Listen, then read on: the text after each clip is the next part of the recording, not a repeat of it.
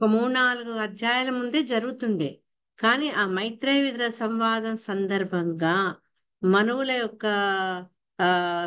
ప్రస్తావన రావడము, మనువును బ్రహ్మ సృష్టించినప్పుడు అతని యొక్క కర్తవ్య పాలనకు కావలసినటువంటి స్థలం లేకపోవడము, ఆ స్థలము భూగర్భ జలాల్లోకి ప్రళయ సమయంలో వెళ్ళిపో, దాన్ని ఉద్ధరించేందుకని అతను బ్రహ్మను ప్రార్థించడం, బ్రహ్మ భగవంతుని ప్రార్థించడం, ఆయన నాసిక నుంచి శ్వేతవరాహం దోమ ఆకారంలో బయలుదేరినటువంటి స్వామి చాలా పర్వత ఆకారం లాంటి ఏనుగు ఆకారంలో అంత పెద్ద ఆకారం దాల్చి ఆయన ఆకాశంలో ఎగురుతూ ఎగురుతూ భూగర్భాల్లోకి చేరి గర్భోదయ ఓషన్ లోంచి సముద్రాన్ని భూమండలాన్ని సముద్రంలోకి తీసుకొచ్చారు అని చెప్తూ, అది మొట్టమొదట మనువు కాలంలో జరిగింది. ఆ తర్వాత ఇప్పుడు ప్రస్తుతం ఉన్న 7వ మను సమయంలో ఈ హిరణ్యాక్షుని స్వామి వరాహ రూపం దాల్చి నీల వరాహంగా వచ్చి ఆయన్ని వధించారు అని విన్నాం. సో ఈ మధ్యలో ఈ టాపిక్ ఆగిపోయింది అనమాట. అంటే మైత్రేయుడికి విదురుడి మధ్యన సంవాదన అక్కడ వేరే మార్గంలోకి తప్పి వెళ్ళింది. మళ్ళా ఆ మార్గం మళ్ళా మొదటి ట్రాక్ లోకి వచ్చి ఆ సంభాషణ కంటిన్యూ చేయడం జరుగుతుంది అనమాట. సో ఈ అధ్యాయంలో మొత్తం 53 శ్లోకాలు ఉన్నాయి. 53 శ్లోకాల్లో మొదటి నుంచి 8 శ్లోకాల దాకా శౌనకాది ఋషులు సూత గోస్వామిని ఈ స్వయంభూ మనువు గురించి అడుగుతారనమాట. ఆయన గురించి పూర్తిగా తెలుసుకోవాలన్న కుతూహలాన్ని వాళ్ళు వ్యక్తపరుస్తారు. 9 నుంచి 11 మళ్ళా ఇక్కడ ఏంటంటే నేను మీకు ఇద్దరు కూడా ఒకసారి చెప్పా, శ్రీమద్ భాగవతం అంటే ఎప్పుడు ఇద్దరి మధ్య లేకుంటే కొందరు వ్యక్తుల మధ్య జరుగుతున్న సంభాషణల సంకలనం అనమాట. మనకు 1 నుంచి 8 శౌనకాదిములు సూతుడిని అడిగితే 9 నుంచి 11 మళ్ళీ విదురుడు మైత్రేయిని అడుగుతాడు అనమాట. ఏమని అడుగుతారు? బ్రహ్మ యొక్క క్రియేషన్ అంటే మనం ఇద్దరు నేర్చుకున్నాము. ఫస్ట్ భగవంతుడి వల్ల సృష్టి జరిగితే ఆ ప్రతి సృష్టి మళ్ళీ బ్రహ్మ ద్వారా సర్గ విసర్గ విసర్గ బ్రహ్మతో జరిగినప్పుడు దాని గురించి వివరాలు తెలుసుకోవాలని విదురుడు మైత్రేయిని అడుగుతాడనమాట. 12 నుంచి 15 శ్లోకాల్లో మైత్రేయుడు ఏంటంటే ముందు సర్గ గురించి క్లుప్తంగా చెప్తారు. అంటే ఆ స్వామితో స్వయంగా ఏదైతే సృష్టించబడిందో దాని గురించి, ఆ సర్గ గురించి అని క్లుప్తంగా ఒక 4 శ్లోకాలు 12, 13, 14, 15 4 శ్లోకాలు చెప్తారు. చెప్పి దాంట్లో ఏమేమి చెప్తారంటే మనం ఇదివరకు కూడా విన్నాము, మనం చదువుతూ ఉంటే వింటుంటే మనం ఇదివరకు విన్నాం కదా అనిపిస్తుంది అనమాట.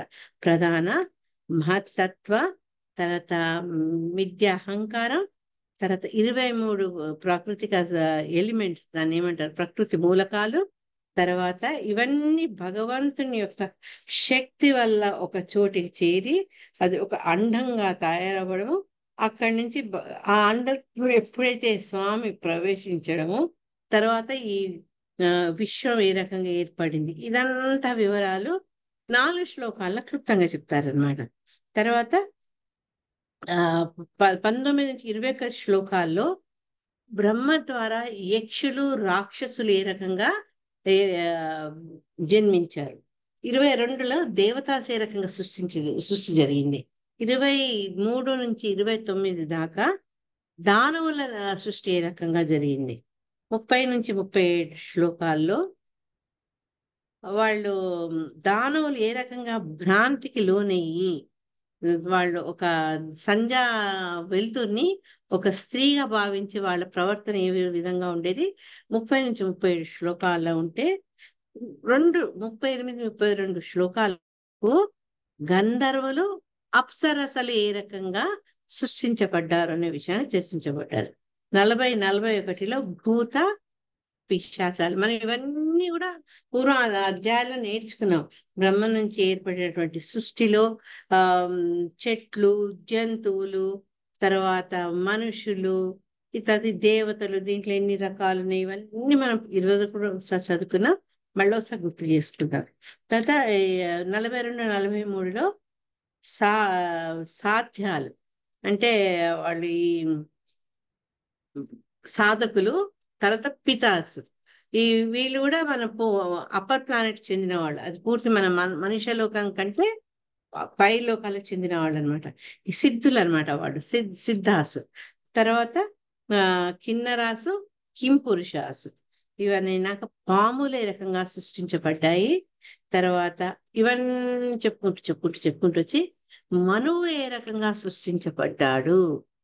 లాస్ట్ కు 52, 53లో ఋషులు ఏ రకంగా సృష్టించబడ్డారు. మనము బ్రహ్మ యొక్క సృష్టిలో ఆయన బ్రహ్మ మానస పుత్రుడు, ఫస్ట్ కుమారులు, తర్వాత నారదుడు, తర్వాత ఆయన కొంతమంది ఋషుని సృష్టించారని విన్నాం కదా. మళ్ళీ దాని గురించి కూడా ఇక్కడ ఈ ప్రస్తావన వస్తుంది. ఈ రకంగా ఈ అధ్యాయంలో మనకు మెయిన్ గా వచ్చేవి ఏంటి అంటే మనువు గురించి కొంత తెలుస్తుంది. తర్వాత భగవంతుని ద్వారా జరిగిన సర్గ గురించి కొంచెం చూచాయిగా చెప్తూ విసర్గ గురించి అనేక వివరాలు చెప్తారనమాట. సో ఈ రకంగా ఈ చాప్టర్ చాలా ఇంట్రెస్టింగ్ గా కూడా ఉంటుందని చెప్పుకోవచ్చు. మనం ముందు హరే కృష్ణ. చెప్పండి. 16 నుంచి 18 చెప్పలేదు మాతాజీ. 12, 15 తర్వాత 19, 21 చెప్పారు. ఒక్క నిమిషమా. 16 నుంచి అంటే వాళ్ళు షార్ట్ గా చెప్పాలంటే 16 నుంచి 53 దాకా మొత్తం బ్రహ్మ యొక్క విసర్గ గురించి. నేను మళ్ళీ ఆ చాప్టర్ అక్కడికి వచ్చినప్పుడు మళ్ళీ మీకు క్లియర్ గా చెప్తా. 16, 17, 18 మళ్ళీ మీకు 6 శ్లోకాలకు వచ్చినప్పుడు చెప్తా నేను. ఓకేనా? సరే. ఓకే. 12 నుంచి 15 వరకే రాసుకున్నాం మాతాజీ.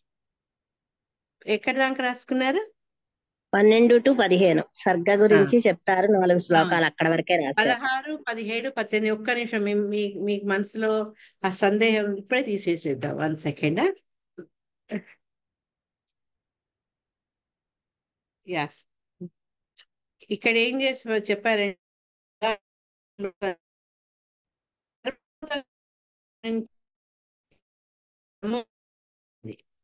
ఓకేనా.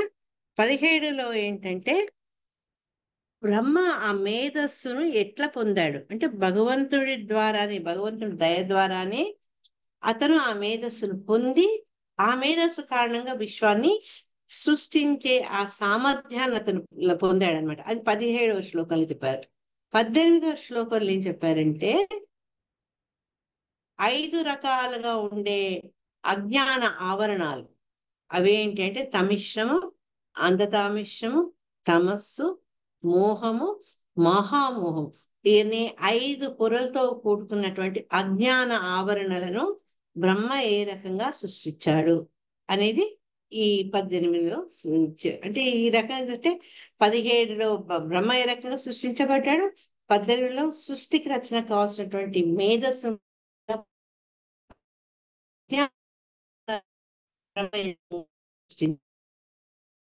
మీకు 19 చెప్పేశాను నేను. ఓకేనా కనకవల్లి మాతాజీ? హరే కృష్ణ.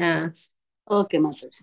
హరే ఒకసారి తర్వాత చెప్తారా? లాస్ట్ ని 19 అది కూడా మరొకసారి చెప్పాలి మాతాజీ. గబగబా చెప్పారు, లాస్ట్ లో చెప్తారా?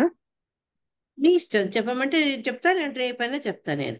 అంటే ఈరోజు ఓకే మాతాజీ, టైం అయిపోయింది మాతాజీ. పోనీ రేపు చెప్పండి మాతాజీ. రేపు చెప్పు. రవిశేష్ మాతాజీ షేర్ చేసుకోగలవా తల్లి? ఫస్ట్ శ్లోక. ఈ శ్లోక మొట్టమొదటి శ్లోక 20వ అధ్యాయంలో సూత గోస్వామిని శౌనకముని అడుగుతాడు అనమాట. ఏమని అడుగుతాడు? అక్కడ మధ్యలో వదిలేశారు కదా, మనువు కాలంలో ధరణి గర్భోదక ఓషన్లో వెళ్ళిపోయింది అని. అయితే ఆ గర్భోదక ఓషన్లో మునిగిపోయిన భూమిని ఎప్పుడైతే తన కక్షలోకి స్వామి వరాహుడై వచ్చి నిలబెట్టారో అప్పుడు స్వయంభూ మను ఏం చేశాడు? ముందు ఆయన రీజనింగ్ ఏంటి? బ్రహ్మదేవుతో నేను సృష్టి చేయాలంటే నాకు అనువైన స్థలం లేదు కదా. ఎప్పుడైతే ఆ స్థలం ఇస్తాడో అప్పుడు ఇతని స్వయంభూ మనువు ఏం చేశారు అంటే తర్వాత వచ్చే తరాలకు ముక్తి చూపించేందుకు అతను ఏం చేశారు? మనువు అనే అతను ఏంటంటే భగవంతుని యొక్క ప్రతినిధి.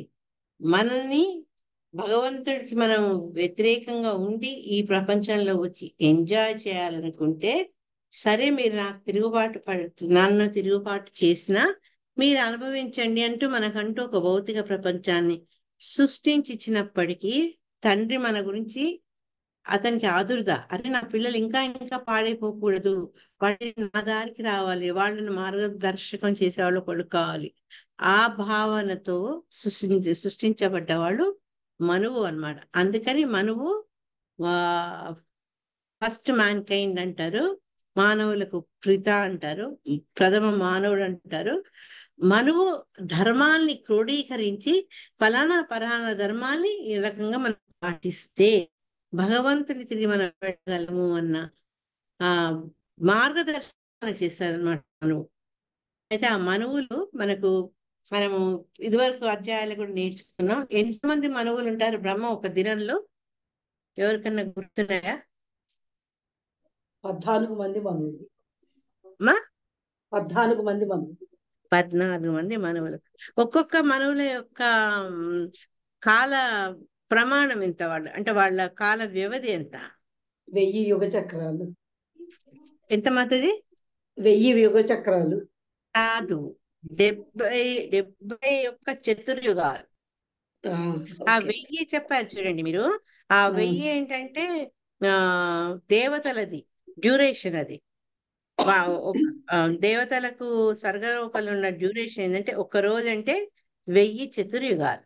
కానీ ఇక్కడ వాళ్ళకి ఏంటంటే ఒక్కొక్క మనువుకి అట్లాంటి చతుర్యుగాలు 71 కలిపితే ఇంకొంచెం ఎక్కువనేనట. అది ఒక మనువు యొక్క ఆయుర్దాయం వాళ్ళ ఆయు ప్రమాణం.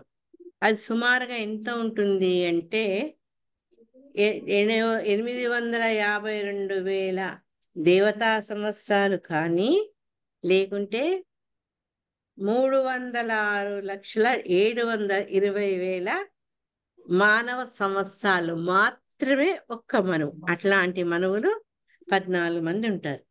ఆ 14 మనువులు ఉన్నప్పుడు ఒక్కొక్క మనువు టైంలో 7 వస్తారని చెప్పారు. ఎవరికైనా గుర్తుందా? ఇవన్నీ మనం ఎప్పుడు 10-11 అధ్యాయాలు చర్చిస్తున్నప్పుడు చెప్పాను నేను.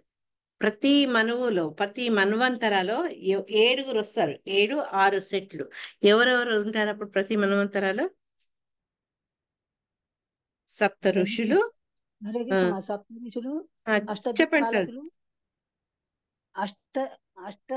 అష్టదిక్పాలకులు, సప్త ఋషులు, మళ్ళా ద్వాదశాదిత్యులు. ఇంకెక్కువ చెప్పేస్తున్నారు. ఇంద్రుడు, మనువు, మనువు యొక్క వంశస్థులు, భగవంతుని యొక్క అవతారం. ప్రతిసారి ఒక భగవంతుని యొక్క ఒక అవతారం ఉంటుందన్నమాట. మన్వంతర అవతారాలను చెప్పుకుంటాం కదా మనం. సో 6 ఉంటాయి. ఏంటంటే మనువు, మనుపుత్రులు, దేవతలు, సప్త ఋషులు, ఇంద్రుడు, తర్వాత అంశావతార, భగవంతుని యొక్క అంశావతార. ఒకవేళ ఆ సమయంలో తగినటువంటి ఇంద్రుడు లేకున్నా, ఆ సమయంలో బ్రహ్మ పదవికి అర్హత కలిగిన వాళ్ళు లేకున్నా, భగవంతుడే స్వయంగా ఆ పాత్రని పోషిస్తారనమాట. ఇది మనకు ఎప్పుడు 8వ స్కందంలో కూడా మళ్ళీ డీటెయిల్ గా వర్ణింపబడుతుంది. హరే కృష్ణ. సో ఈ శౌనకులు ఏమంటున్నారు అంటే సూత గోస్వామితో, శౌనక ఉవాచ మహీం ప్రతిష్ట మధ్యస్య సౌతే స్వయంభువో మనుః కాన్యన్వతిష్టద్వారాణి మార్గాయ వరజన్మన. హరే కృష్ణ. చదవండి మాతాజీ. చదవండి. శౌనక ఉవాచ మహిం ప్రతిష్ట మధ్యస్య సౌతే స్వయంభువో మనుః కన్యన్యాదిష్ట ద్వారాణి మార్గాయ వరజన్మనః. శ్రీ శౌనకుడు ప్రశ్నించెను, ఓ సూత గోస్వామి, ధరణి తన కక్షలో తిరిగి నెలకొనిన పిదప స్వయంభువ మనువు తదనంతరము జన్మింపనున్న వారికి ముక్తి మార్గమును చూపుటకై ఏమి చేశాను? హరే కృష్ణ. హరే కృష్ణ. అంటే మనవు ఆయన ముందు వచ్చి తర్వాత వాళ్ళకి ఏం మార్గదర్శకంగా ఆయన ప్రవర్తించారు అని చెప్తున్నారు అనమాట. ఇక్కడ మళ్ళా శిలా ప్రభుపాద భాషల్లో అదే విషయం thanks Ali. Hare Krishna. No problem. ఏం చెప్పారంటే భగవంతుడు ఆదివరాహంగా ఆయన ఆవిర్భవించినప్పుడు మొట్టమొదటి మనువు అంటే స్వయంభవ మనువు సమయంలో ఆయనే ఆవిర్భవించారనమాట. కానీ ఇప్పుడు మనం ఏ లీలైతే ఇప్పటిదాకా ఈ 3 అధ్యాయాల్లో నేర్చుకున్నామో, ఆ వరాహమూర్తి హిరణ్యాక్షుని వధించడం ఉంది కదా, ఆ వరాహమూర్తి ఆయన ప్రస్తుతం నడుస్తున్నటువంటి వైవస్వత మనువు కాలంలో జరిగినటువంటి లీల ఇదన్నమాట. అని చెప్పి మనం ఇంతకుముందు చెప్పుకున్నవి. ప్రతి చతుర్యుగాలు అంటే ఏంటి, ఏవేవి ఉన్నాయి చతుర్యుగం అంటే? ఏ ఏ యుగాలు కలిసి చతుర్యుగం అంట? సత్య, కలియుగం, త్రేతాయుగం, కలియుగం. ద్వాపరయుగం, కలియుగం. కరెక్ట్. ఈ 4 యుగాలు కలిసే 4,03,20 సంవత్సరాలు సూర్యమాన అంటే మన హ్యూమన్ క్యాలిక్యులేషన్ లో అంతుంటాయి అన్నమాట. ప్రతి ఒక్క మనువుది కూడా రఫ్ గా 71, 72 మధ్యలో ఈ చతుర్యుగాలు కలిస్తే అది ఒక మనువు యొక్క కాలం. దాన్ని దాని క్యాలిక్యులేషన్ చెప్పాలి అంటే 4,03,20,000 ఇంటూ 72 సూర్యమాన సంవత్సరాలు చేస్తే ఒక మనువు యొక్క ఆ కాల పరిమితి మనకు తెలుస్తుంది అనమాట.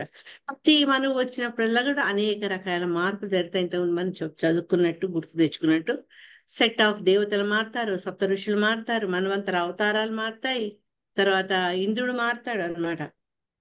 ఇట్లాంటి ఈ 14 మనువులు బ్రహ్మ యొక్క ఒక్క రోజులో అన్నమాట, ఒక డేలో పొద్దున 7, సాయంత్రం 7 అనుకోండి. ఓవరాల్ గా 14 మంది మనువులు ఉంటారన్నమాట. అయితే వీళ్ళని మనువులు ఎందుకు సృష్టించారు అంటే, ఇంతకుముందు నేను మీతో చెప్పినట్టు, సరే మనం కోరుకున్నాము, మన విధివశాత్తు కర్మవశాత్తు మనకి భౌతిక ప్రపంచంలోకి వచ్చినప్పుడు దేన్ని పాటిస్తూ, శాస్త్రాల్ని విధుల్ని మనం పాటిస్తూ భగవంతుని దగ్గరికి మనం తిరిగి చేరొచ్చు, ముక్తి ఎలా పొందొచ్చు, ఇవన్నీ కూడా మనకు ఈ మనువుల వల్ల మనకు మార్గదర్శకత్వం దొరుకుతుంది అనమాట.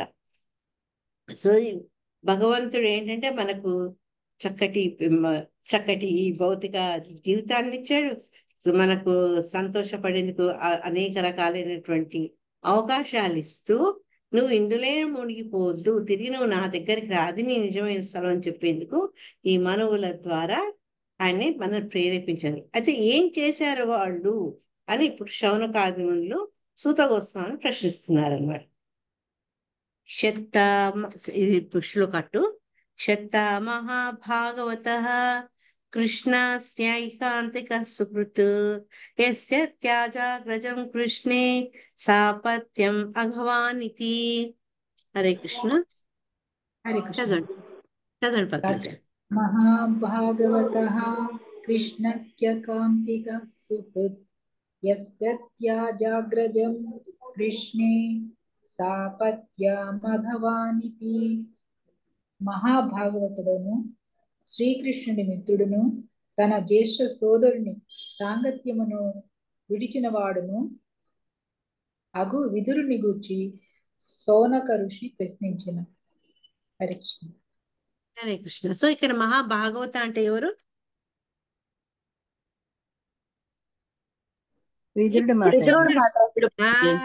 విదురుడు క్విక్ రియాక్షన్ నేను మీ నుంచి రివైట్ చేస్తుంటే మహాభాగవతుడు అని అన్మ్యూట్ చేయడానికి టైం పడుతుంది. Okay, sorry. అయితే విదురుడు గురించి ఇక్కడ శౌనకాది మునులు సూతుడిని అడుగుతున్నారు అనమాట. ఆ మహాభాగవతుడు ఎందుకని మహాభాగవతుడు అంటే కృష్ణ సైకాంతిక స్కృత్ అన్నారు. ఆయన ఎప్పుడు భగవంతుణ్ణి ధ్యానిస్తుంటాడు. ఐకాంతిక అంటే ఆయన కేవలం భగవంతుణ్ణి, అన్యదా శరణాస్తి త్వమేవ శరణమమ, అటువంటి భక్తుడు అనమాట. అంతేగాక ఆయనకు సుహృత్తు, మిత్రుడు, మంచి ఫ్రెండ్ కూడా. ఎవరు? విదురుడు. అందుకని ఇదొక మనం చెప్పుకున్నట్టు సుయోధనుడు బ్రహ్మాండైన పార్టీ అరేంజ్ చేస్తే కూడా కృష్ణుడు విదురునిటికి వెళ్ళాడు అనమాట విందు ఆరగించేందుకు. కాబట్టి అతను చాలా క్లోజ్. అంతేగాక ఏంటంటే ఇన్ని రకాలటువంటి లక్షణాలు ఉన్నటువంటి విదురుడు ఇంకా గొప్పది ఏంటంటే తనకి ఎవరైతే సన్నిహితుడో, ప్రియమైన వాడో అటువంటి జ్యేష్ఠ సోదరుని కూడా వదిలిపెట్టేశాడు అనమాట. ఎవరా జ్యేష్ఠ సోదరుడు విదురుడికి? ధృతరాష్ట్రుడు ధృతరాష్ట్రుడు. ఎస్ ధృతరాష్ట్రుని వదిలిపెట్టాడు. ఎందుకు వదిలిపెట్టాడు అంటే ఈ దుర్యోధనాదులు భగవంతుడికి వ్యతిరేకంగా కుట్ర పన్నారు. భగవంతుడు చెప్పిన మాటల్ని వాళ్ళు కాలదన్నారు. భగవంతుడి యొక్క భక్తులకు కష్టాలు కలిగించారు. ఈ రకంగా అన్ని భగవంతుడికి వ్యతిరేకంగా ప్రవర్తించారు. కాబట్టి నువ్వు ఈ కొడుకుని నువ్వు ఆదరిస్తున్నావు, వాళ్ళకి తెలియకుండా వాళ్ళని ప్రోత్సహిస్తున్నావు అని చెప్పి ఆ అన్నను కూడా వదిలిపెట్టేసి యుద్ధ కాలంలో ఏం చేస్తాడని వెళ్ళిపోతాడు. మనం స్కందంలో నేర్చుకున్నాం. విదురుడు యుద్ధంలో ఎవరి వైపు పాల్గొనడం ఇష్టం లేకుండా ఈ అకాలమైనటువంటి రక్తపాతాన్ని చూడలేక, ఎందుకంటే పాపం అతను చెప్తాడు, వాడు అడిగింది వాళ్ళకి ఇచ్చేసే ఈ పాండవులు సత్యవర్తులు, తర్వాత బలవంతులు, దేవత అనుగ్రహం ఉన్నవాళ్ళు. దుర్యోధను పుట్టినప్పుడే చెప్తాడట ధృతరాష్ట్రునికి, వీడి మూలంగా కౌరవ వంశం నాశనం అవుతుంది, వదిలేసుకోమని. అంటే కూడా సమూహంతో, అంటే కేవలం భౌతికంగా అంధుడే కాదు, ఆలోచనా పరంగా కూడా అతను అంధుడయ్యి ధృతరాష్ట్రుడు వదులుకోలేడు. పైనుంచి అతను చేసిన ప్రతి పనికి కూడా అతను ఆమోదాన్ని ఇచ్చాడు. ఆ లక్కాగృహంలో వాళ్ళని కాలబెట్టేందుకైనా గాని, ఎన్ని జూదానికి పిలవడం గాని, ఇవన్నీ కూడా అతనికి తెలుసు వీళ్ళు చేస్తున్న తప్పని. కానీ కేవలం ఆ పుత్ర వ్యామోహము, ఇంకోటి అధికారకాంక్ష, మహత్కాంక్ష. తనకు రాలేదు, తన కొడుకన్నా ఆ సింహాసనం కురువంశం పాలించే అవకాశం రావాలన్న కోరిక మూలంగా ధృతరాష్ట్రుడు అతని గట్టిగా ఎప్పుడు కంట్రోల్ చేయలేదు. అది కూడా అతనికి బాధగా ఉండే కాబట్టి ఆ అన్నని కూడా వదిలేశాడు. ఇన్ని రకాల గుణాలు కలిగినటువంటి ఆ విదురుడు మరి మహాభాగవతుడు కాక ఇంకెవరు అవుతారు? ఆ విదురుడు తెలుసుకోవాలని శౌనకాదిములు సూతుని ప్రశ్నిస్తారు అనమాట. ఇక్కడ భాష్యంలో చెప్పారు, ఆ విదురుడు ఎక్కడికి వెళ్ళిపోయాడో మనం ఫస్ట్ క్యాంటోలో చదువుకున్నాం. ఈ యుద్ధ సమయంలో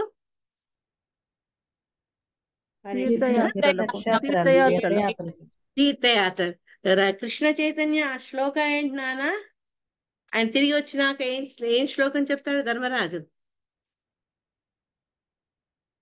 భగవద్విద భాగవతాః తీర్థికుర్వంతి తీర్థా భూతా స్వయం విభో తీర్థికుర్వంతి తీర్థాని స్వాంతస్తేహ గదాభృతాః. హరే కృష్ణ. సో ఈ తీర్థయాత్రలకు వెళ్తాడనమాట. అందుకని ఆ తీర్థయాత్రల్లో వెళ్ళిన సందర్భంలో ఆయన ఫస్ట్ మన ఉద్ధవుని కలవడము, ఉద్ధవుడి తర్వాత ఉద్ధవుని ద్వారా దర్శకత్వం పొంది మైత్రేయుని ఆశ్రయించడం, మైత్రేయుని ద్వారా ఎంత అయితే తెలుసుకోవాలో భగవద్ విషయాలు అంతా తెలుసుకొని, అంటే ఇంకేమీ మిగలేదు, మొత్తం తెలుసుకొని వస్తాడనమాట ఆయన ఆ యాత్రలో. తీర్థాటనం అని చెప్పారు ఇక్కడ. సో వీటి గురించి తెలుసుకోవాలన్న ఉత్సాహాన్ని శౌనక ఋషి మొదలైన వాళ్ళు ప్రకటిస్తారట. తెలుసుకోవాలి, ఏం చదువుతున్నారు అసలు, మైత్రేయ ఋషి విదురుని మధ్యన ఇంకేమేమి సంభాషణ తెలిసింది అది తెలుసుకోవాలని వాళ్లకు ఉత్సుకత ఉంటుంది అనమాట.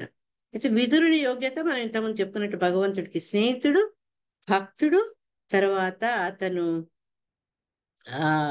ఈ న్యాయాలు తెలుసుకున్నవాడు, న్యాయం వైపు అతను ఏమంటారు వాయిస్ గొంతెత్తి చెప్పగలడు అనమాట. అందుకని ఆయన ఏంటంటే ఎప్పుడైతే యుద్ధం స్టార్ట్ అయ్యే ముందు ఆ రాయబారానికి కృష్ణుడు వస్తాడో, వచ్చి ధర్మరాజు ఏమంటారు, నాకు మా రాజ్యం కూడా అక్కర్లేదు, 5 ఊర్లు ఇస్తే చాలు, యుద్ధం అనేది జరగదని చెప్తే ఆ 5 ఊర్లు ఇచ్చేందుకు కూడా దుర్యోధనుడు అంగీకరించాడు. పైనుంచి ఏంటి, రాయబారిగా వచ్చినటువంటి కృష్ణుని బంధించే ప్రయత్నిస్తారనమాట. ఇవన్నీ చూసి విదురుడు అతని అసంతృప్తితో రాజభవనాన్ని వదిలేశాడు. ఎందుకంటే దానికి మెయిన్ కారణం దుర్యోధనుడు ఇతనితో దుర్భాషలు ఆడతాడు, దాసీపుత్రుడు అని చెప్పి ఎప్పుడైతే అతన్ని పలుకుతాడో ఆ మాటలకు అతనికి మనసు బాధ అనిపించి ఆ ప్రదేశంలో ఉండకుండా వెళ్ళిపోతాడు అనమాట. దీంట్లో తన మాటలు అన్నారని కాదు, శిలా ప్రభుపాదులు ఒక చక్కటి పాయింట్ చెప్పారు. శ్రీకృష్ణుడు గౌరవింపబడని స్థలము మానవ నివాసములకు తగినది కాదు అని విదురుడు ఆచరణ రూపంగా చూపాడు. ఎక్కడైతే భగవంతునికి భగవంతుని యొక్క వాక్కుకు విలువ లేదో అది నివాస స్థలం కాదు అని విదురుడు అంత ఆ, భోగాలన్నీ ఒక కాలు తన్నేసి ఆయన వెళ్ళిపోయారనమాట. ఇక్కడ శిలా ప్రభుపాద ఏం చెప్పారంటే భక్తులు ఏంటంటే ఒక్కొక్కసారి తన పట్ల జరిగిన వాటిని కూడా ఓర్పు వహిస్తాడు, కానీ భగవంతుని భక్తుల ఎడగాని ఇట్లా అమర్యాద జరిగితే వాళ్ళు ఓర్పును కలిగి ఉండకూడదు అని చెప్పారనమాట. ఎందుకు అంటే ఇక్కడ ఒక పదాన్ని చెప్పారు, అఘవాన్ అంటే సాపత్యం అఘవానితి అని శ్లోకంలో లాస్ట్ పదం. దాంట్లో అఘవాన్ అనేది ఎందుకు అంటే కృష్ణ భగవాను ఉపదేశాన్ని అతిక్రమించడం అనే పాపాన్ని ఎవరు చేశారు? ధృతరాష్ట్రుని తనయులు కౌరవులు చేసినందువల్ల వాళ్ళు ఎటువంటి ఫలితాన్ని అనుభవించారు? యుద్ధంలో ఓడిపోయారు, ప్రాణాలు కోల్పోయారు, సంపదను కోల్పోయి భగవంతుని యొక్క ఉపదేశం మనము అవమానించకూడదు, భగవంతుని ఇక్కడ అవమానించకూడదు. ఇదనమాట మనకి ఈ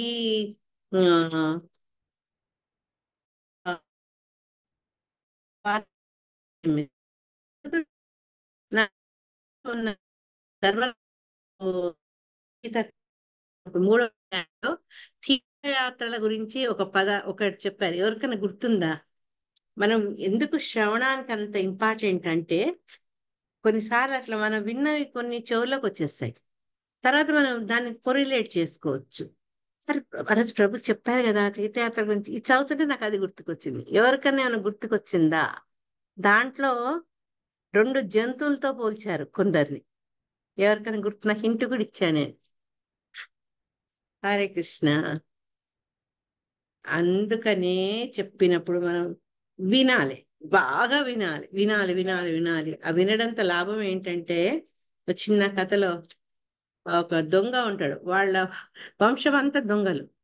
ఆ దొంగ తండ్రి ఏం చేశాడు, కొడుకు అప్పటికి ఇంక ప్రాక్టీస్ దొంగ అనమాట వాడు.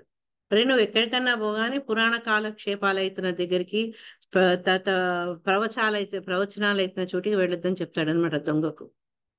అయితే అతను వెళ్తూ అట్లే ఒకసారి అలసిపోయి గుళ్ళో ప్రవచనం ఎత్తి కూర్చుంటాడు. కూర్చున్నప్పుడు ఆ ప్రవచనకర్త ఏం చెప్తాడు, దయ్యాలకు కాళ్ళు నేల మీద అనవు, వాళ్ళ కాళ్ళు వెనుక తిరిగి ఉంటాయని ఒక మాట చెప్తాడు. ఏదో మాట చెప్తాడు. అది ఈ అబ్బాయి వింటాడు. సరే విన్నాక అతను దొంగతనానికి వెళ్ళి రాజుగారి ఖజానాలో కన్నం వేస్తాడు. కన్నం వేసి అది ఎక్కడో దాచిపెడతాడు, దోచిన ధనాన్ని దాచిపెడతాడు. కానీ ఎంక్వైరీలో వీడిని పట్టుకుంటారు రాజుగారి భటులు. అతన్ని జైల్లో పెట్టి ఎన్ని రకాలుగా నయాన భయాన అడిగితే కూడా అతను నేను తీశానని ఒప్పుకోడు, తీసింది ఎక్కడ పెట్టానని చెప్పాడు. ఎన్ని రకాల హింసలు తట్టుకుంటాడు. ఇట్లా కాదని చెప్పి వాడిని జైల్లో వేసి రాత్రిపూట 4 దయ్యాల్లాగా తెల్ల బట్టలు వేసుకొని వస్తారు. భయపడని చెప్తాడేమో అని. మనుషులకు భయం కదా దయ్యాలు భూతాలు అంటే. ఆడు వణుకుంటూ చూసేసరికి కాళ్ళు నేల మీద అని ఉంటాయి. అవి వీడు దయ్యాలు కాదు, దయ్యాల్లాగా వచ్చారని చెప్పి మళ్ళీ మామూలుగా తన పాటే తను పాడతాడు. సో అంటే ఆ చిన్న ఒక 4 మాటలు వింటే తనకి ఇంత లాభం జరిగింది అని తెలిసి ఇంకా అతను మొత్తం తెచ్చుకొని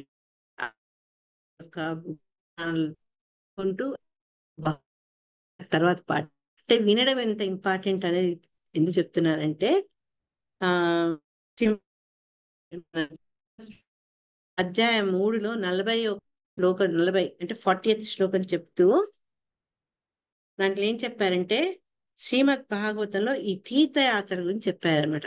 యస్యాత్మ బుద్ధి కుణపే త్రిధాతుకే స్వదీహి కలత్రాదిషు భౌమ ఇజ్జతి యత్తీర్థ బుద్ధి నకరిహిచి జనేష్వ విఘ్నేషు ఏవ గోకర.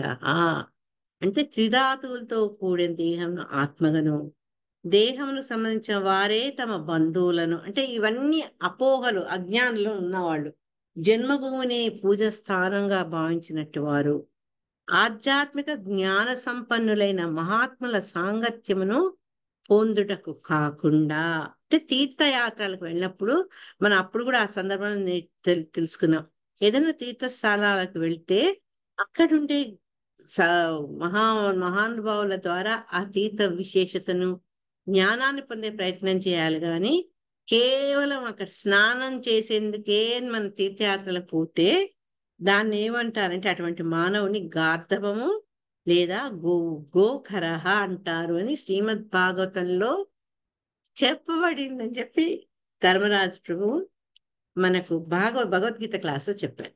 ఓకే, సో ఇటువంటి తీర్థయాత్ర అనగా మనకు అది కూడా గుర్తురావాలి. తీర్థయాత్రలో మన స్నానంగా కాదు, ఆ ప్రదేశంలో మనం గొప్పవాళ్ళను దర్శించుకొని వాళ్ళ ద్వారా విషయాన్ని తెలుసుకునే ప్రయత్నం చేయాలి. హరే కృష్ణ. ఇంకా ఈరోజు ఎక్కువ చెప్దాం అనుకున్నాం కానీ టైం అయిపోయింది. ఇంకా మీ సమయాన్ని ఎక్కువ తీసుకోవద్దు. ఏదైనా డౌట్ కానీ కామెంట్ కానీ ఉంటే వెల్కమ్. హరే కృష్ణ. ఎవరైనా నాకు ఒక్కసారి బ్రీఫ్ గా ఈ 2 శ్లోకాలు ఏం చెప్పాను చెప్పరా?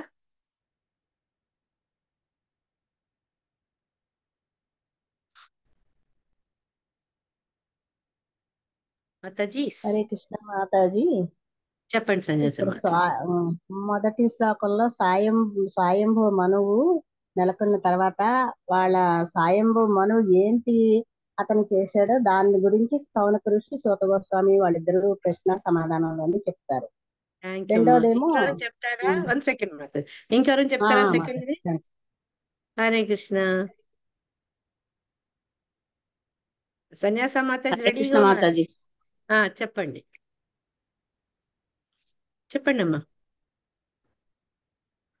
ఎవరు చెప్తున్నారు? నేను అన్నాను ఇంకెవరైనా మీరే పిలిచారా? మీరే ఓకే, ఓకే. చెప్పండి.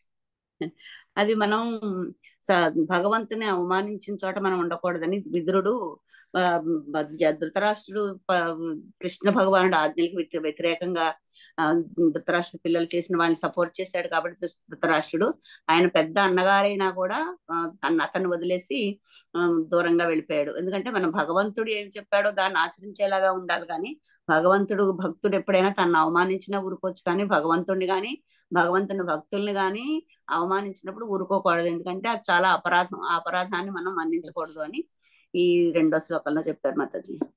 మొదటి దాంట్లో కొంచెం ఉండిపోయింది మాతాజీ, చిన్నది ఉండిపోయింది. ఇప్పుడు అఘవాన్ అని చెప్పారు కదా, అతను భగవంతుడి ఉపదేశాలను అతిక్రమించడాన్ని వీళ్ళు యుద్ధంలో ఓడిపోవడం, వాళ్ళ సంపత్తులకు పోవడం కూడా అని చెప్పారు మాతాజీ. కరెక్ట్. ఆ పదం ఎందుకు ఇంపార్టెంట్? అందుకు ఆయన సలహాను వాళ్ళు చెవులో పెట్టలేదు, ఇంకా పైనుంచి ఆయన అవమానించబోయారు, బంధించబోయారు. అందుకని వాళ్ళకేంటి పరాజయం. ఇవి చెప్తూ నేను దేని గురించి మాట్లాడారు? తీర్థస్థానాల గురించి మాట్లాడారు. తీర్థస్థానాల యొక్క ధర్మరాజు ప్రాముఖ్యత గారు చెప్పిన దాని గురించి కూడా వివరించి నేను వినడం గురించి చెప్పారు మాతాజీ. వినడం ఎంత ముఖ్యం అనే విషయం చెప్పారు దొంగ కథ చెప్పి. అందుకని మనం ఒకవేళ డైరెక్ట్ గా చూడకపోయినా రికార్డింగ్స్ అయినా విని మనం నోట్ చేసుకుంటే కనుకైతే అదైతే మధ్యలో ఆపడానికి వస్తుంది. కాబట్టి అంటే మనకు కొన్నిసార్లు ఏంటంటే కొన్ని వింటాం కదా, మనం అందరం ఇంకా ప్రారంభంలో ఉన్న సాధకులం. మనము అంత తెలివైన అవడం కూడా కాదు, ఎవరికో కొందరికి ఏకసంతాగ్రాహ్యత వస్తుంది. కొన్ని మనకి ఎక్కుతాయి. నేను చెప్పాను చూడండి, నిన్న గంట లెక్చర్ లో నాకెందుకో బలరాముడు ఆ రకంగా వచ్చారు, భగవంతుని ఆవిర్భావం ఉందనేది తక్కువ పట్టుకున్నా. అట్లే ఆ రోజు ధర్మరాజు క్లాస్ వింటుంటే నాకు ఆ పదం చాలా ఒక్కసారి క్యాచ్ అయింది. అందుకని చదువుతుంటే నాకు అది గుర్తుకొచ్చింది. మనం వినడానికి అందుకే అంత ఇంపార్టెన్స్ అన్నమాట. వినాలి అవకాశం వచ్చేప్పుల్లో వినాలి. హరే కృష్ణ. థ్యాంక్స్ మాతాజీ, మీరంతా విన్నారనే భావిస్తున్నా. హరే కృష్ణ. ఓకే, టైం అయింది. పైన